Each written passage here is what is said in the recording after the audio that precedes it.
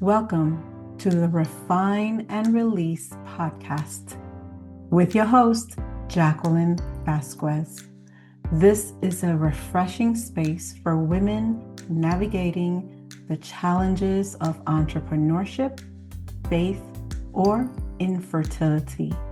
Stay tuned for today's episode. Hey everyone, welcome again to another episode of the Refine and Release podcast. I have to say that very slowly because as the name recently changed and I'm really excited about it. So I wanted to make sure that it's sinking in, and it is. And I love it. And I love today's special guest. When I think about her, I think about refinement and how she carries out all of her platforms and the things that she does, but also just how genuine she is. I'm going to welcome Miss Megan Garmers as a business and marketing consultant. She has experience spanning 27 years in multiple industries internationally.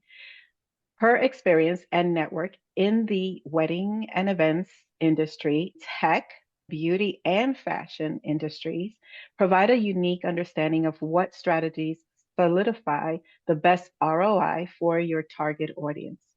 The Wedding Masterclass produces events around the world dedicated to empowering wedding professionals like myself, and I can definitely testify to that by providing them with the connections, opportunities, and insights needed to thrive.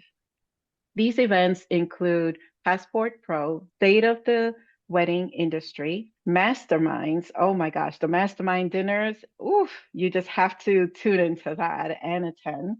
And fam trips for wedding professionals, both traditional fam trips as well as ones focusing on creative editorial photo shoot, which I'm missing one, but that's okay. I'll see if I can attend another one. Megan also coaches a select group of professionals to expand and optimize their businesses, to scale, create online courses, speak at conferences, and identify new streams of revenue for long term entrepreneurial success and passive income for years to come. So let me welcome Megan. Hello, Miss Megan. Hello. Always good to see you. Likewise. Is there anything else you want to add to your introduction?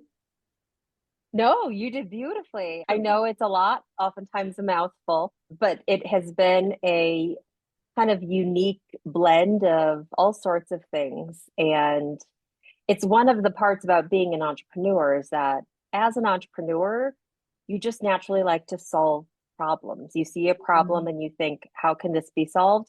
How can things be better for everyone who's experiencing this? And then you just do it. And sometimes you end up in places and spaces that you had no idea you were going to be in. And you just keep going and rack up a lot of experience doing that. You know exactly what I'm talking Yes. about. I think it's interesting because oftentimes we want to think of ourselves and other people as either two-dimensional creatures or just singular people, singular objects, singular thoughts, ideas, when in fact you are made up of complex, multiple parts. When you're really looking deep, you have hobbies and interests that span a range, and oftentimes experiences that span a range. And there are ways that all those things mix together to make you unique, certainly providing a value that no one else can. Mm. So instead of shying away from those things, I think it's important to celebrate them. I so love how you summarized that because it definitely makes sense. It makes sense that we have so many complex pieces to us that intertwine and make us who we are, identifies who we are. I have something in one of my first book that I wrote, the UQI, the unique quality identifier. So when you were saying that, that's what came up, and I was at an event speaking last week, and I mentioned it because I was speaking to entrepreneurs or future entrepreneurs. And once you tune into what that is, who you are, your value, you can produce so much more. Your success level is at a different level Mm, because you're now curating it based on your potential, your unique hmm. value. So thank you for starting us off with that because that truly is the essence of being an entrepreneur and Yeah. understanding your worth, pretty much. Yeah. So, how do you start your mornings? Oh. Usually it starts by rolling over and grabbing my phone, which is not what I would ever suggest to anyone, but it's a habit that it's hard to break. I did a good job of breaking it during the pandemic, mainly because there weren't important, urgent things going on every day that I had to keep on tabs of. But as an entrepreneur and multi-hyphenate or whatever you want to call it, there's a lot of things that, a lot of moving parts. And we do a lot of international work as well. So when I wake up, that's not necessarily the start of somebody else's day when they're in Italy or Singapore or wherever. They've been awake for a while. So Yeah. sometimes you have fires to put out that these things are going to take time right away in the morning.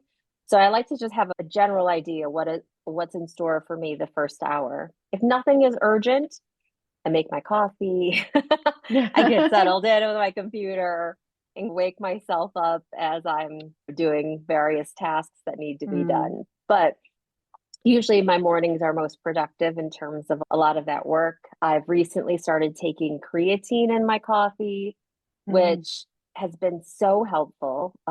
Anyone going through, and this dates my certainly explains my age, but anyone going through perimenopause and the brain fog that goes with it, you can't have brain fog when you have a lot to do. And mm, so that little bit, just a half a teaspoon in my coffee, has made all the difference just so I mm, can start my day off and have a good understanding of what's ahead, what I need to tackle, and be able to get a mental wraparound of what that day is mm. going to be. Sometimes I'll have a second half teaspoon later on, but I have to say that it's been such a lifesaver and really allowed me to stay focused for certainly for the morning, but even Mm. throughout the rest of the day. And what is that you add? So it's creatine monohydrate. Normally, you'd think of creatine as like some bodybuilder thing, like they're adding their Hmm. protein and Right. creatine shake for pre workout. And it does help build muscle. But one of the things that it also helps with is your brain health.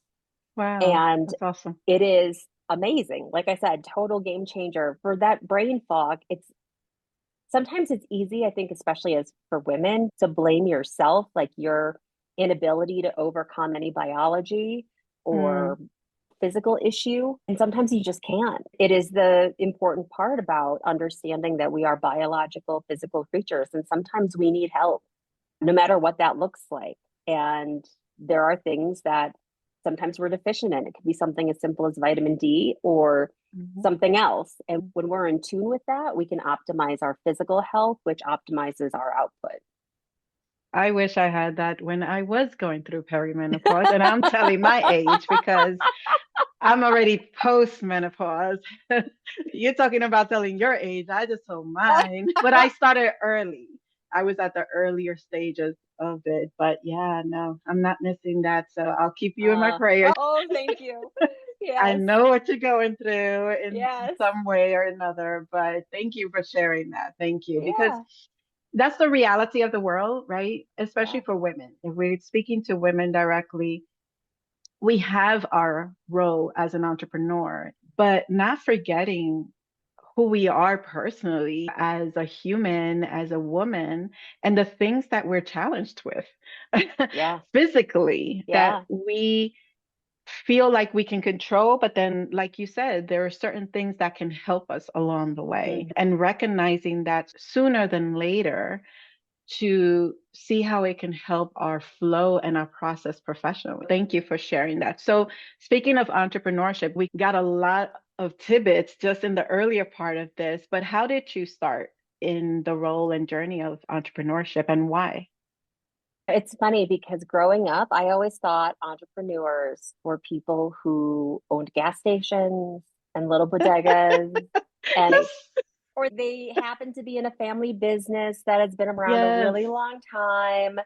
And I had no context of what that looked like, of creating a business from nothing. I thought that was really what that was. It was like either a Mm, franchise owner or some type of service professional for a blue collar job of sorts. And so I pursued a professional career path, thinking that's really what I wanted to do. But my entire life, if I've seen something that needed to be fixed, I always wanted to fix it. I wanted to learn it. I wanted to do it. I wanted to make it better constantly. And I think those are the kind of the cues that sometimes, again, based on our environment growing up and the kind of the ideas or stories that we're told about who we are, who we could be, it's important to remember that those things really, they shape our ideas of whatever ceiling we think we have. And when I first moved to New York after college, my world totally opened up and I realized that, geez, there's so many options. And entrepreneurship is not just gas station mm, owners or bodega owners or owning a franchise or whatever that is. It really is about creating a solution. And those are the things, like that was around the kind of the dot-com boom, that everybody was, there was tech entrepreneurs. There's a lot of different kind of nuanced ideas around what it means to be an entrepreneur. So those are influences that really shaped my ideas and how I was able to utilize my natural skill set to be able to create a business. Now you have obviously the internet, and you have social media, you have a million different articles and books at your fingertips. You don't have to go to the library or look it up in an encyclopedia somewhere. You can mm-hmm. actually go and from your bed at home and learn about these things. And that's why, for me, creating spaces and places for people to parse through all that information, because I didn't have the information readily available. And I knew that other people who were in similar spots to me didn't necessarily have the background that I had to be able to absorb and digest and then reapply or kind of edit to make it fit what it was that I was doing. That's a really crucial part. You can absorb information, you can understand it mentally, but if you don't understand how that can be impactful and applied to whatever it is you're doing, it's Mm-hmm. useless. And so, what was your first role as an entrepreneur? So, my degree was in psychology, and I had been approached by a friend who I was working in health and fitness management. And she had said, I do this thing on the side, and I work with a celebrity hair and makeup artist, and I need an assistant for the weekend. I like the way that you do your hair and makeup. Would you be interested in assisting me? And I was like, sure, not a problem. Just by nature, I always knew all of the different things before they came out. I was really big on all of the different makeup products and trying things out, spent countless amounts of money on lots of things. But it was something that I naturally enjoyed. And my minor was art and design. My father's an artist. And so I said, Mm, sure. So I went with her and really enjoyed it and was surprised at the type of money you could make mm. doing that. And so the celebrity artist, would you want to be trained and come do this on the weekends? And I said, sure, why not? Not a big deal. I was getting ready to go to my PhD program. I was like, this is just extra cash. And we would do bridesmaids, obviously, and they would say, I love the way that you do my makeup or my hair. Do you have anyone in Chicago or Dallas or Miami or California, anywhere? Because at that time, and again, these are things that date us, at that time, weddings were not personalized. They were very cookie cutter, Mhm. they were very Yes, traditional. You had, very. I always say this, you had three options: pink, peach, and mauve. That was Yep. it. And for hair and makeup, everybody looked the same. You wore your hair Hmm. in a very specific updo, your makeup looked very specific, and everybody looked the same. Late 90s, early 2000s, there was a huge shift towards personalization. And people Mm, were saying, I don't want to look like that for my wedding. yeah. But nobody was offering those services. And so I thought, here's a problem. Let me create a Yeah. solution. And so I started the first national hair and makeup agency doing on-site services for hair and makeup, specifically for weddings. Worked alongside the Knot. We hired and trained artists all over the country to do things that were personalized, not cookie cutter. To be able to go into someone's home, the very beginning of this, people, no one did that. You only went to a salon. And Mm-hmm. so starting an entire aspect of the industry really requires a certain level of not just grit, but almost blindness to Mm. what everyone else is telling you. Why would I let you Yeah. in my home? That's the most Yes. ridiculous thing. Why would I not go to a salon? How do you even do that in my house? I don't have Do you a have chair everything in you there. need? Yeah, there was so much pushback. And a big part of starting that was creating that environment and helping people understand what the value was to that service, Mm. as well as really training staff to be able to Yeah. provide something that they had never even thought of before. Like, why would they do that?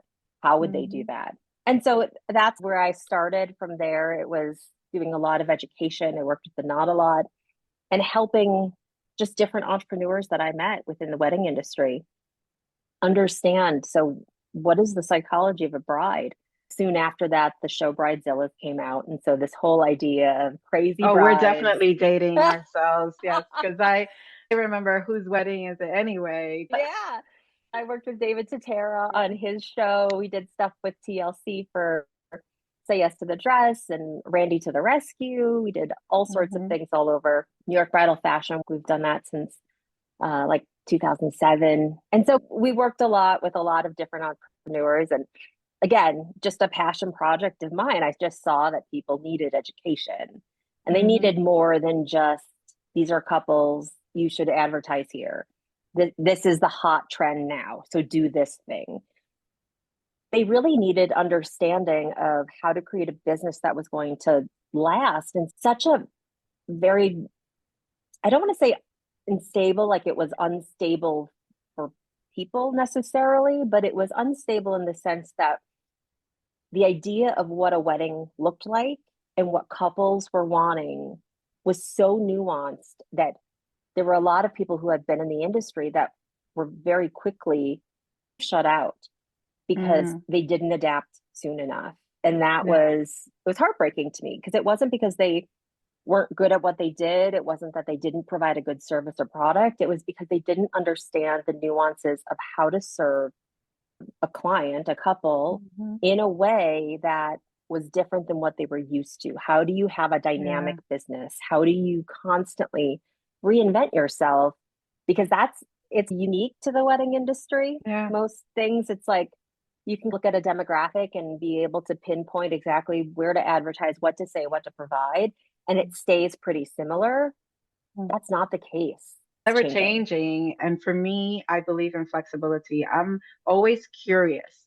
Having that curiosity is key. Mhm. And I feel that's why I've been able to adapt in the many changes that this industry of events brings. And if you don't adapt to change, then you're going to stay where you're at. Yeah, And yeah. that's what it is. It's one of my favorite books. I know I mentioned this at the mastermind dinner, but it's Who Moved My Cheese by Spencer Johnson. And there's a quote in there: if you do not change, you will become extinct. Mhm. And it's true for any business, but it's especially true for wedding businesses, just because the individuals, your clients, the people that you're serving, are constantly changing. And so being able to have a business that's more than a couple years long requires change. Yes, yeah. And if you look at a company like Starbucks, how they market to the different generations, every company does it. So when it comes down to our industry, knowing that the client that you're serving now may not be your forever client. So how do you Yeah, adapt to those changes? So yeah. that is with your journey and your extensive experience in the entrepreneurial world and education. As a woman, what challenges have you come across or you seen or experienced? How long do we have? Yes, we have Yeah. as long as we can, but let's keep it to just a few. And we can keep chatting afterwards. Oh my goodness. It's very interesting. And I think that one of the things as a female entrepreneur, no matter what, like when I started, or even if you start now, there are challenges. There are systemic challenges that they are what they are. And then there's challenges that are specific to a time frame. So when you started, the ideas around women working, women having businesses, women as bosses, all of these ideas. And I will say a lot has changed, and that I'm very grateful for that. The idea is that women can be strong and powerful and still be kind, and that being purposeful doesn't mean that you're being aggressive. Whereas Mhm. if a male were doing the same thing, it would be normal and that's boss behavior, but a woman does it and it's called many other things. I think a big part of my journey really had to do with a lot of my personality. And for better or worse, sometimes better and sometimes worse, there is a bit of unapologetic behavior when it comes to certain ideals. And you can be on board or you don't have to be, but I'm not going to change to try to make you happy. I'm Mm. going to try to make you happy, of course. But if it comes down to who I am, or it comes down to a value or a moral that I believe in, I'm not going to bend to that. And you can have your ideas, and I'm going to prove you wrong. And time Mhm. after time, I would work really hard, 5 times as hard to be able to do that. And I think having adversity when you are younger can either make or break you.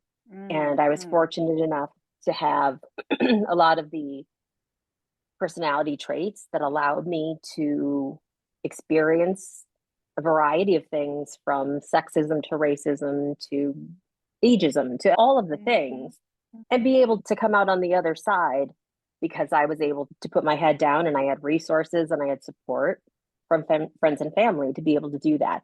I fully understand that not everybody has that. And I think it's unfair for us sometimes, people who either they're listening or they can see someone and say, if they can do it, I should be able to do it. And it's wonderful that there is the hope and belief that's possible. However, it's really important to make sure that we're honest with ourselves and our abilities to know, okay, is there a circumstance, is there skill set so vastly different from me that I should not hold myself to that ideal, that I can do something else that's equally wonderful, equally impactful, but not judge myself by not reaching the same goals as someone that I look up to. And I think that's hard because success can look very different to different people. And I think that all success should be celebrated. So again, it's easy, I think, for women, especially, to feel like, okay, women can do this, or I saw a woman do that, so I should be able to do it too. Yes, however, like I can watch Usain Bolt run very fast. Does that mean that it's humanly possible? But does that mean that it's possible for me? No. I have, if you've seen me in person, I have the world's shortest legs. I am not running that You're fast. so funny. Is it possible? Humanly, yes. For me, no. And I'm okay with that. There's tons of things that I can do that he can't do. So again, Mhm. understanding what are our limitations and what are our strengths, where can we really rise in ways that other people might not be able to, and celebrate those as major successes in our lives. Yeah, and thank you for sharing that. And every single time you say something, it's okay, that's why we're connected. That's why you and I have this alignment that is so deep Yeah. because I totally agree. And that's when I try to speak or mentor or in whatever platform I am able to, I always share, even if I'm speaking, I'll say, it's not for you to try to do my success. It's for you to find whatever out of what I shared sparked your uniqueness. Yeah. Even when I was teaching, it's my success is not going to be your success. And if You go to the highest level, go to the moon, which I will not. That is okay because Yeah, that is your unique value. That's who yeah, you are. And so I don't want you to compare yourself to me or put me at a pedestal and say, I want to be like Jackie. No, I want to inspire you and show you that you can embrace any possibilities that are ahead of yeah. you. So if I can inspire you to do that, then I've done my job. So I love Hmm. that you share that. If you were to look back at your 27 years of experience, what is one rule of business you're glad you finally released to make room for new growth?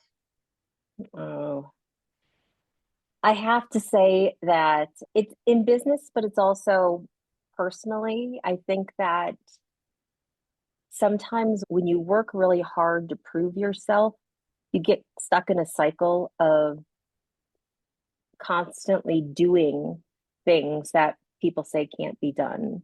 Mm, And sometimes you do it because you have a belief that you need to show them that either a woman can do it, that you can do it personally, that someone in your category or your discipline can do it, and you really feel strongly about it. And I think a lot of that is youth, right? You have the energy, you have the time, you have, and you do. When you don't have experience, you do have to prove yourself. It is required. However, I do think that as you gain experience, you also understand what's okay to say no to. The idea mm, of JOMO, the joy of missing out. You don't have to be in every room, everywhere, every place all the time. That gala looks great. That party looks great. That event looked great. I should have been there. I should have mm, figured out a way to pay the money for the ticket or whatever else. Understand that what's for you is for you, but also those are choices. I think sometimes it's easy to think about success in a very, not just linear way, but in a very singular, myopic fashion where it has to look like this. My success has to look like this other person in my category. It has to look like this other person I idolize, what we were saying before. But understanding that it doesn't, and that if, as an entrepreneur, if I'm able to make good decisions, which is a key part of being an entrepreneur, if I'm able to make good decisions and see the things that other people can't see when it comes to the benefit of doing this, of saying yes to this, but also there might not be the same benefit to saying yes to something else. And so I'm going to mm, say no. Part of that just comes with experience, but part of that also is understanding that you have to be able to trust your vision as an entrepreneur, things that no one else sees. They are going to doubt you. They're going to tell you're on the wrong path. They're going to tell you it can't be done. And if you have a vision for something, you see it, the idea that the word visionary means that it is something that only you can see. Other people mm. can't see it just by nature of the word.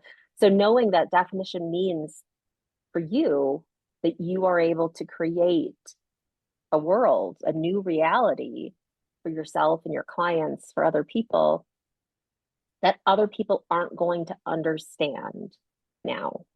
Yeah. That means saying no to things that aren't going to be as impactful and having a JOMO, having the joy of missing out because then you're so clear about that vision. Something just popped into my head when you were sharing that. Thank you. When Twitter came out, Uh-huh. that's the early stages of social media for Yeah. us was very interesting. But for me, I resonated more with Facebook than a colleague said to me, you're not that active on Twitter. And here we're going to education. They're telling us, be active to this, you got to be active. Yeah. And for me, I've always considered myself being on a separate road than everything else or Mm-hmm. everybody else. And I've always been okay with that.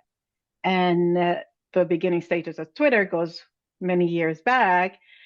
I said to her, it's my Twitter and I do it the way I want to do it. I don't have to be on Twitter every day or It's whenever. my Twitter. I like that. It's my Twitter. Yeah. All I'm right. like, hello. Yeah. Yes, A I know million there's this percent. trend going on. Yes, I know there's this social media do this so that this happens and it's going to happen. But I do things in my way. And if I didn't want to be present in Twitter, then I was not going to be that present in Twitter. And guess what? I was not. And period. But that JOMO of missing out Yeah. because it's a trend or Yeah. or because it's what you have to do, it's so real. It's so real. But choosing your core values, choosing what Hmm. is meant for you, what you put in place for yourself, your Hmm. beliefs, your practices, that comes first beyond Yeah. anything new or anything that you're supposed to work with or not work with. So thank you for sharing. That Yeah. just popped into my head like, wait, yes, I remember that I was told, why It's are my these, Twitter. if you're not going to use it, you're not going to be found. I guess I'm not going to be found. So it's being Right. secure with yourself and being present with who you are in any platform. I know you have gone to so many different countries, you've traveled internationally. Is there one common challenge that you have seen that entrepreneurs are facing? I definitely think that right now, specific to the wedding industry, it is hard for established wedding businesses to change. Mm, It's hard to change. It's hard to do all the things. It's hard to, any business that has been around for a while has felt the increasing pressure of doing more social media, being more present, setting more boundaries. There's more dues, and it is weighing on a lot of entrepreneurs, mainly because it's difficult for them to understand, who do I trust? Who do I mhm, listen to? Whose advice should I follow in order to make sure that my business can last another year? Everyone's experiencing lower leads, except for those who are quickly changing. And when you're not quickly changing, it's again the idea of, who moved my cheese? My cheese is dwindling. There's no mhm. more left. What's wrong? Oh, you're experiencing it too? Oh, so am I. Which is good, but the challenge is, you don't want to sit there and commiserate with someone else who's also experiencing the same thing, Mhm. but there's no solution. Otherwise, you sit there and die together, which, if Right. that's your choice, that's your choice. But understanding that, okay, whatever you're experiencing, there has to be a reason why. And if you're Mhm. not willing to understand what the reason is and come up with a solution that's going to be beneficial for you and your business, then it's time to hang up your hat and try something else. And there's no shame in that. I think that's something that a lot of people need to realize, especially now more than ever, is that you can have multiple careers, you can have Mhm. multiple businesses, you can do things that are different and new. And yes, it takes a lot of energy and time to make a switch. But if it's going to bring you more joy, if it's going to create space and time in your life for balance, if whatever that looks like, if what you signed up for your business is no longer what you're experiencing and you are not happy, there are ways to either fix it or to move on.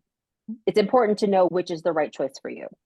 Yeah, and I like how you say if it doesn't make you happy, because understanding where you're at now and being realistic and Yeah. honest with yourself. I'm not feeling this anymore. The Yeah. generation right now is so different. They're not my Yeah. generation. It's like really having honest conversation with yourself. And like you said, finding the right support or people to Mm-hmm. speak with that can help you understand just by a conversation. Yes, there's different programs, there's coaching, there's mentoring, all that, but just a conversation with someone outside of someone else who's doing or going through the same thing, that Yeah. can really enlighten and bring a full circle moment to Mm-hmm. what you're experiencing. So that is so Yeah. true because I know lots of colleagues that are going through that. as well. I am adaptable to changes, generational changes. Flexibility is key, moving and adapting. I've scaled my business. I used to Hmm. do tons of events, but now I just do under 10 events a year. And I'm Hmm. okay with that. But I positioned it based on I already know what I want to earn every year. My business generates what it needs to. And then I was able to open up my other platforms. And that brings me Yeah. joy. And overall, everything that I created, but it takes time to create it. It takes time to make the Yeah. changes. And then understanding that you need to be secure with it and good with it. And if it makes you happy, then you're on the right track for Right. sure. Now, I know that a lot of the platforms like business that you have, there's networking, there's connections, and I love that. Again, that's one of the things that I love about what you do. I'm actually experiencing JOMO right now because I can't go to one of yours. Okay. And not because of the experience, but because of the people you're going to have. I so love Yeah. them and miss them. But with that said, as a young girl, I grew up as an introvert, and that slowly changed. And I consider myself an ambivert, which is a Hmm. combination of being an extrovert and an introvert. But I know that a lot of people struggle in the industry with connecting. Do you consider yourself an introvert, extrovert, ambivert? What do you think? Where do you think you are right now? I'm definitely an ambivert. I love being around people. Like, obviously, we do in-person events. One of my Hmm. favorite things to do is to see and interact with everyone who comes. I love that. I think it's great. It brings me such joy. I get Hmm. goosebumps every time. You've been to a ton of them. I get all the clumps every time. Like, it overwhelms me with joy and emotion. I love it. But I Hmm. also love to to be in my own space and be in my own head and have some clarity. I think it's really important to be able to be comfortable doing both as an entrepreneur.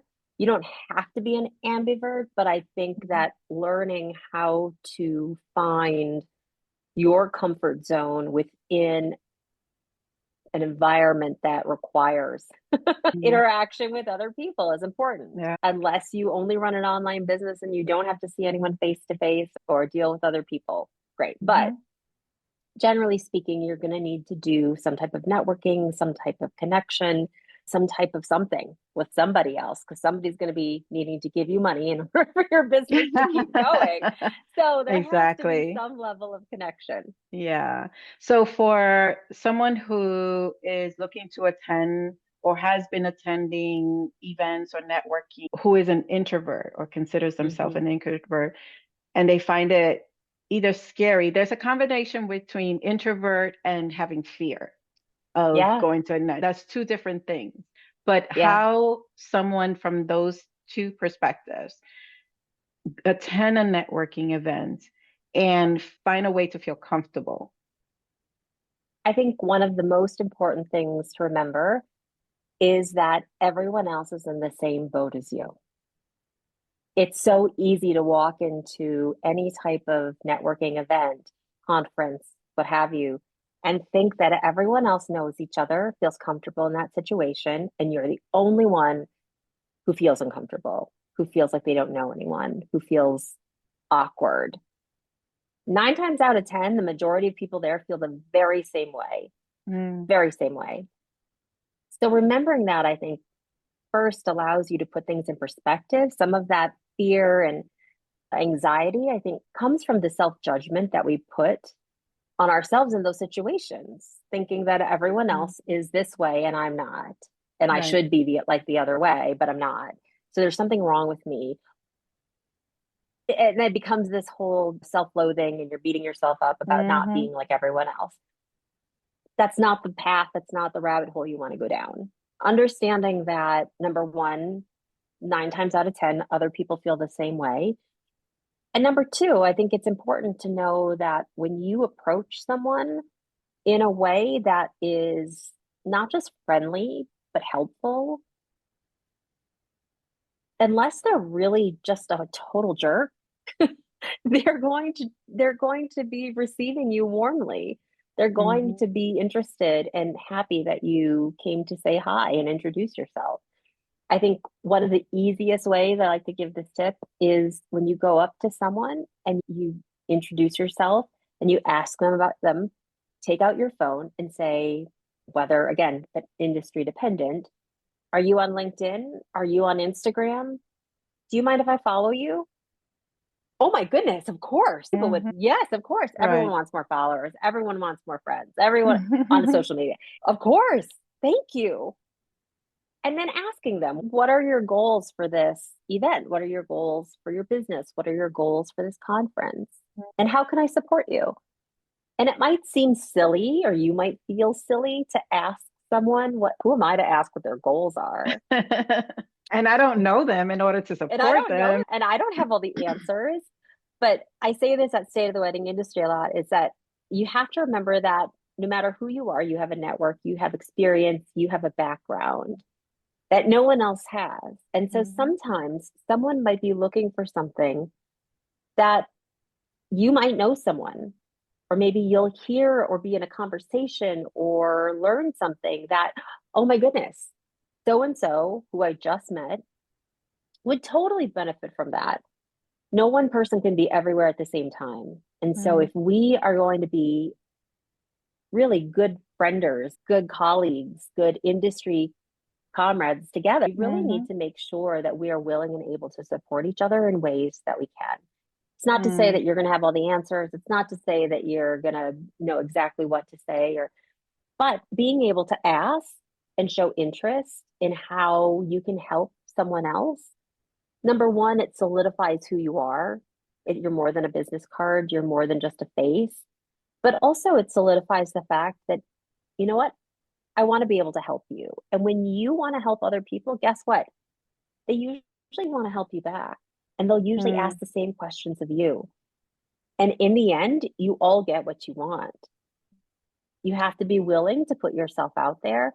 And I think that's a big part of being an entrepreneur. You have to be willing to be a visionary, put yourself out there, be criticized and told you can't do it, or it's that's not a good yeah. idea. You put yourself in a networking situation. You have to be willing to have someone go, no, move on to the Yeah. next And person. that's fine. And, and that's okay because they're not your people. They're not your people. Yeah. Yeah. So a lot of times I came from a sales and marketing background. At one point, I sold, again, dating me, yellow pages, door to door, yellow page advertising in Manhattan. So I lugged around yellow pages and went door to businesses asking if they wanted to buy advertising in the yellow Mm, pages. mm, Do you know how much rejection I had on a daily basis? mm, How many names I was called, how many doors were slammed, security taking me out, all sorts of mm, things. But understanding that when you hear a no, it's one more closer to a yes. You are yeah. one step closer to a yes. And that those aren't your people. That's okay. There's always going to be things you can improve, your sales pitch, your delivery, whatever it is. But at the end of the day, understanding that if you're working on you and doing the best for you, that their answer doesn't always reflect it Mhm. sometimes just reflects in the fact that they're not for you, and that's okay. Yeah. And also, what I want to add is once you've gotten your rhythm, right, to getting out there and being out there networking, because this actually happened to me. So I like to share my experience so that hopefully it helps someone curate their journey of networking because it could take a toll on you. And that's where, Yeah. for me, I know I need my space because just like you put out a lot of amazing energy in listening and talking and being present for the people you're speaking. I get that from you. And when I am speaking to someone, when I'm networking, I'm like going to so many different people and connecting people. All of this takes energy. And we Mm-hmm. love to do it so much that so much energy we're putting out that we need to bring it back in. And Yeah. that's where my quiet moments are. Like, I need that time. I need to re energize and get into that space that I'm understanding and creating what are the spaces that I want to be in and why? Being intentional with it. Because when I first started, I went to so many networking events that I was like, oh my gosh, I'm burned out. For those who are introverts, that can really impact a lot. So it's really Yeah. understanding intentionally, where do you want to be? Why? Who do you want to Mm-hmm. connect with? Why? And Mm-hmm. understanding what each platform brings. For Yeah. me, I know I feel best in going to a networking event that has education or some type of value because it Mm-hmm. takes me an hour to get ready. It could be an hour or more to go, an hour to come back or so. So it's a full Yeah. thing going on. Yeah. That's energy right there that it's pulling out, in addition to being present. And one thing I know is I am not one to attend a networking happy hour because it's not Mm-hmm. for me, unless it's with my core tribe, let's say. It's so Mm-hmm. different. Or unless it's a networking event because I went to a conference or a summit and there's this fireside chat with wine or whatever. That's so different. But for me to just go to a networking event that is just a happy hour, it's not for me. So understanding all of that takes time, and Yeah. your gut feeling will let you feel it, whether it's for you or not. So thank Yeah. you for sharing that. If we were sitting here 5 years from now, what's one thing you hope every entrepreneur learns to refine in their life to avoid burnout? Oh, that's a good one. I think going back to everything we talked about today, really Hmm. knowing what's for you. And it's a Yes. hard process because you got to make mistakes and realize that Mm-hmm. is not for me. And those are costly, in all the ways, financially, emotionally, mentally. They're costly. You prep a lot for it, you get ready, you spend your personal time and energy and money towards it. But figuring that out early on, I think is probably one of the most beneficial things you can do as an entrepreneur. Because again, like what I was saying, with outside sales, the more no's you get, the more refined you are. Okay.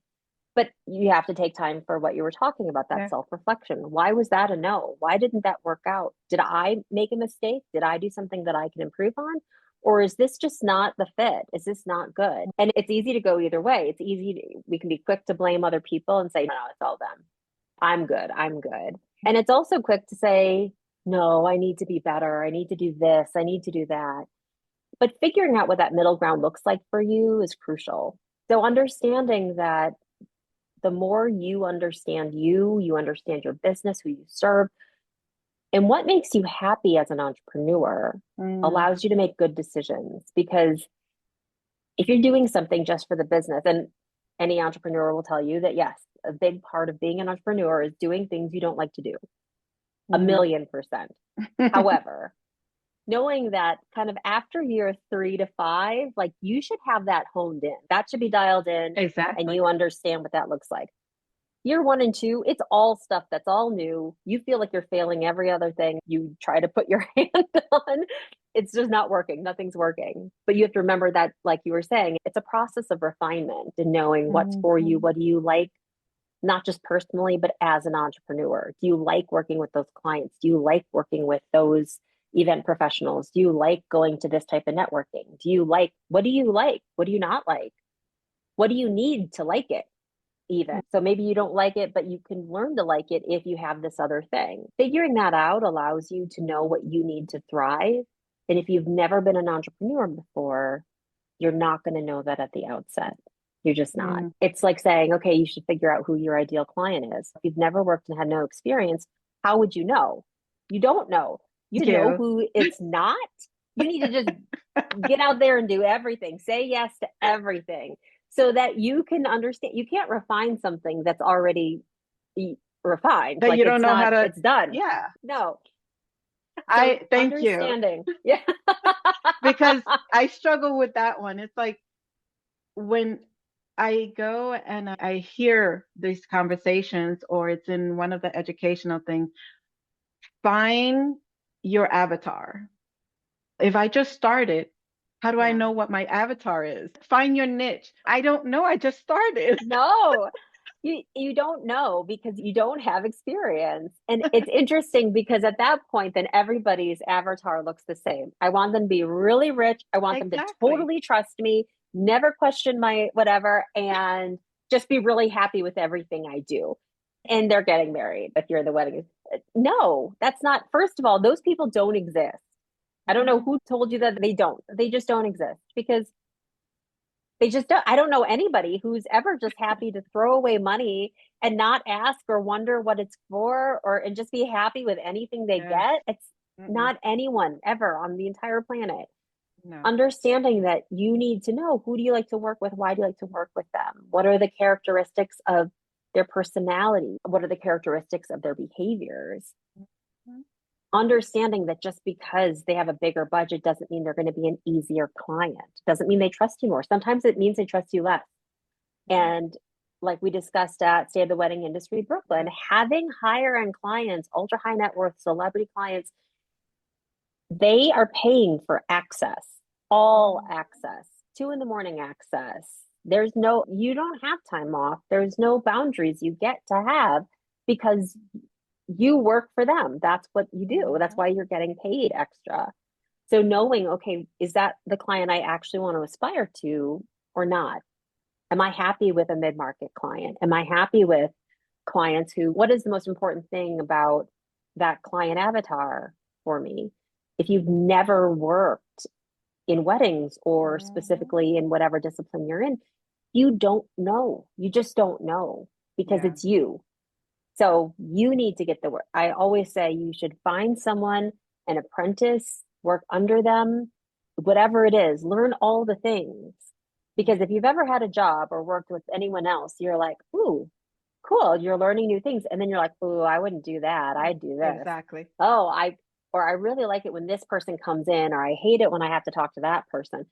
You start to form ideas and understandings based on who you are and how you Mm. like to work within whatever it is that you're doing. Experience is the only thing that's going to give you that. Yes. Yes. That, oh my gosh. You hit on a valuable tidbit right there. It's so key. So key. I haven't met someone who actually believes in that same thing that I believe in. What do you mean, my niche? I just started. Yeah. What do No, you you mean, don't my know. avatar? Hello. No. But thank you. Thank you for sharing that. What does a moment of gratitude mean to Hmm. you? And what are you most grateful for at this moment? At this moment, I am most grateful for this conversation. I love Oh, having conversations with you. You are such a wonderful joy. You exude the, what I think that is the byproduct of knowing mm, yourself and knowing your purpose as an entrepreneur. When you have that, you're freely able to give and receive.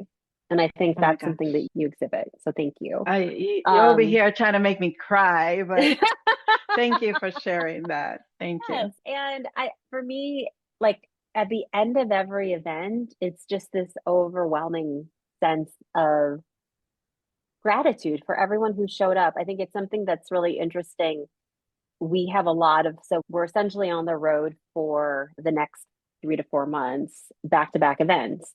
And it's interesting when, again, people have no concept of what our events look like. Our events are very different than Hmm. a normal event. It's different than a mixer event. It's different than just an educational event. It's different than a gala event. It's different than a 3 day conference or high end luxury event. Our events are very specific. And the reason that we have them is because there weren't events like this in the industry. And so at the end of each event, I always am filled with gratitude for everyone who was willing to come and they had no idea what it was going to be like, for the event team who put it together. And again, most of them had no idea what it was going to look like, for the Hmm. venue and the contributing teams to partner on an event that they weren't exactly sure what it was going to look like. It's hard to explain something to someone that they've never experienced before. It's like Mm, you're explaining an alien to someone, and it's like you don't have the words, you have to experience it. But once you experience mm, it, then you can figure out, okay, it's this and this. But it takes a while. And so I think I certainly try to weave gratitude into everything that I do. I think it's an important part of making sure that what we do is impactful, that it meets the purpose and the goals that we have. And I think it's a key component to finding good friends, good partners, all the different parts that really that we need in order to have a business and to be an entrepreneur. So I think gratitude is probably one of the most important things. And it's so much more than a praying hands emoji. It's so much more than mm, a thank you. It really is about understanding what it took for you to be in that position that you're in right right. now and all the players that helped get you there. And being intentional Mm, with what that means, that moment of gratitude and who you're surrounded with is just impactful. And I just want to give you kudos on how you present mm, your platform, your masterclasses, the dinners that you've added, the whole overall experience I connect with because it starts with you and how when it starts with you, it resonates amongst all your partners. So I yeah. want to thank you for the platform you have. I'd love it. If I Mm. can attend every single one, I would, but unfortunately I can't. But whenever I am available, so thank you for sharing that. I know we've shared a few tidbits here and there, but if w- you can share what the biggest takeaways were from today's conversation, one or two or three, what would it be? I would probably say that as an entrepreneur, you need to know who you are, you need to know who you serve, and you need to know why you do it. It allows you to make good decisions for your business. It allows you to experience setbacks, mistakes, defeat in a different way and reframe that. It allows you to be grateful, to have moments of Mm, gratitude when it can seem like you just had a door slammed in your face, mm. knowing when to push forward and when to pull back. If you don't know who you are, who you serve, why you're doing it, you're going to have a really hard time deciphering not just what to do, but how to interpret the results because everything's going to look like a possibility or a total risk. So you're constantly going to be second guessing yourself. You're constantly going to be making mistakes and bad decisions along with good ones, but then you don't know which one to invest in more. Knowing those kind of core things allows you to be able to make the rest of those good decisions. And I think it's something that, as an entrepreneur, especially now, knowing how to refine those pieces of you also Mm, is important. So, not just what it is, but as you grow, how are you okay with adding or subtracting to those mm-hmm. lists? Because Yes. you are not the same tomorrow and the next day and the day after. Mm, And you're not the same as the person who started 5, 10, 27 years ago. You're just not. So knowing mm, what's for you now and what was for you then and not being ashamed or too proud either way of what that was or where you are now allows you to grow continuously. that is perfect. What I would love to add is sometimes personal things happen, Mm, and understanding that intertwines with your personal life, with your yes. professional life Yes. as an entrepreneur. So that shame you may be feeling if you're going through something and you feel like your business not moving forward because someone got ill, you got ill, you became a caregiver, you're being challenged on so many different levels, personally and professionally. It's okay to reach out to someone. It's okay to Yeah. embrace the challenges because out of that comes growth, right? Yeah. And everything that you said, thank you. It's so important to also understand and reflect that we're humans and Yeah. we feel, we go through emotions, we go through so many different things. And being an entrepreneur is a 360 movement. It's a whirlwind sometimes So thank you for sharing everything that you shared today, for being open, transparent, and being your amazing self and bringing Aw, all of your love and care into the conversation. So thank you so much. I thank appreciate. you. How can the listeners connect with you? On our Instagram is probably the easiest. We are fairly active on Instagram, not so active on X or Twitter. My Twitter, and I will decide. And guess what? We don't really use it. Sorry. But we do use Instagram pretty regularly. That is We use so funny. Instagram very regularly. You can DM us on there. The Wedding Masterclass. So there's underscores in between at the underscore wedding underscore masterclass. And then we have individual accounts for our other events and platforms. So we have passport underscore weddings. We have mastermind underscore dinner, which we just started an Instagram account for. And then we also have at state of the wedding industry all together, smushed up, no underscores in that one. And you can see the different events. One thing that I would definitely encourage you to do is to go back and look through some of our past events. There's lots of really great nuggets of information in there. It also lists a lot of the different speakers that we have. I am so honored and blessed that we have the most amazing speakers at all of our events. Just so much knowledge. There's never enough time to dive in and showcase everything that can be learned from speakers. You being one of them, you have been a speaker for us before. And it's just providing these opportunities for people to not just learn, but also to make the connections and understand, hey, this is something I can learn more from Jacqueline. This is something that I can learn more from, or I have a question about. Sometimes as you are on your journey, you don't even know the questions to ask. You just know what you want at the end. But if you don't know the right questions, you can't ask them. You can't get answers to solve problems you don't know you actually have, or the things that are preventing you from reaching the goal. That's a big part of why we have those panels for every single event that we do. It's because everything is around conversation. It's digestible, it's Yes. understandable, and it's going to spark different points for you to have questions Yeah. naturally. And it's going to allow you to connect deeper with the speakers. It's going to allow you to have meaningful conversations with each other. And truly, those are the things that we want. So whether you come to an in-person event, you connect with us online, we'd love to hear from you. If you want us to come to your city, we're always happy to look at new cities.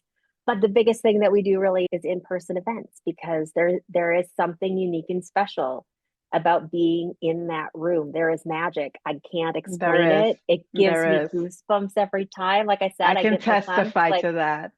it doesn't, and I think that's the other part of it, is it doesn't matter if we have a room of 25 or we have a room of 125. There is still that magic, and it is still worth it and meaningful every single time. So thank you for being a Yeah. part of that, and for having this Yeah. platform and all the things that you do, Thank you. because it allows for people to maintain growth and connection Yeah. apart from what we call our events. They're like on ramps. They're introductions Exactly. to these other resources to Yes. plug in and learn and grow in meaningful ways. So thank you for what you Yes. do. And what I would love to learn is, how can someone who's looking for a coach, like, what do you Yeah. offer in just a quick summary? Yeah, I do a very select number of coaching clients. We do offer, we're building a part of our website that will be listing coaches, courses, mentors, classes, all sorts of things within the wedding industry and other Mhm. entrepreneurs, to be able to have a hub for people, a listing to go through and filter and understand. Oh, that's great. I'm a planner. I'm looking for a planner coach. I serve a mid-market level. Who would be the right coach for me? And then you'd filter that out and you'd see, these are options. Why would I want to meet with this person or Hmm. that person? All of that. The people that I work with are usually individuals who've been in the business for over 10 years. They have a very specific idea of how they'd like their business to grow, or how they personally would like their personal brand to grow. A lot of individuals I work with, it's very specific to getting in the right rooms with the right people. Because I've been in the industry for so long, there's a Hmm. level of understanding and discernment that I have in terms of how I'm able to coach them specific to what I see and know on a higher end level, as well as what we're seeing at every single event that we do. So that's real Mm, time data to be able to know what's going to be the right course for them. Obviously, we have opportunities for speaking at our events as well. That's not for everyone. And we're pretty particular about who we choose and why. It's not just a platform for self promotion. So it's very different than just being a speaker on whatever. It's also not a presentation speaking engagement. So you're not yeah. up there for 45 minutes giving a talk. Understanding that makes it a little bit of a different nuance for people who are interested in being a speaker for our event. But we're always happy to hear from new people and people who are interested in being a part. Yeah, but otherwise, I I, love being able to provide opportunities for people to grow in ways that yeah. are helpful for them. You're speaking on a panel, which is like a community. You're sitting at a table or space that you're bringing together conversations in a communal way and Mm-hmm. as a community, as a nucleus, and bringing forth impact with just a little tidbit here and Yeah. there. And the conversation continues after that, outside of that. So it's not a promotional piece of here is this person. No, it's to me a communal table. We're Mm-hmm. coming together as one and not to overstep over anyone else. And I have Yeah. felt that from the speaker perspective, but also as an attendee. And I love it. I love the synergy, the alignment.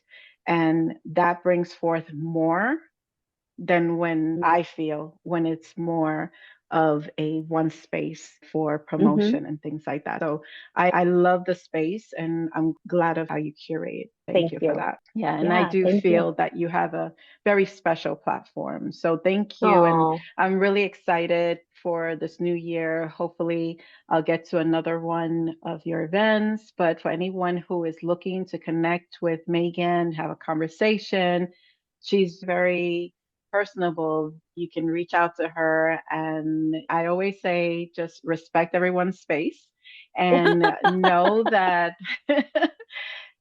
if you have a goal, if you've listened to this particular conversation today, she says it all in there, and you can feel her energy and understand that she has a special platform. We're at the end of this beautiful chat. So thank you, Megan. Thank you for coming. And I look forward to our continued conversation. yes. Thank you so much. Awesome. Again, thank you for this platform and what you do. I think it's really important and meaningful, and you do it very well. So thank you. Thank you so much. So, with that, make sure to read the show notes. All the information is in there for Megan.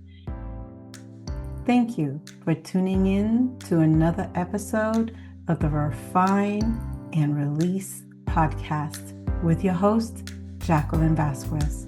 Please make sure to subscribe, comment, follow, and most importantly, share. Stay tuned for the next episode. Take care.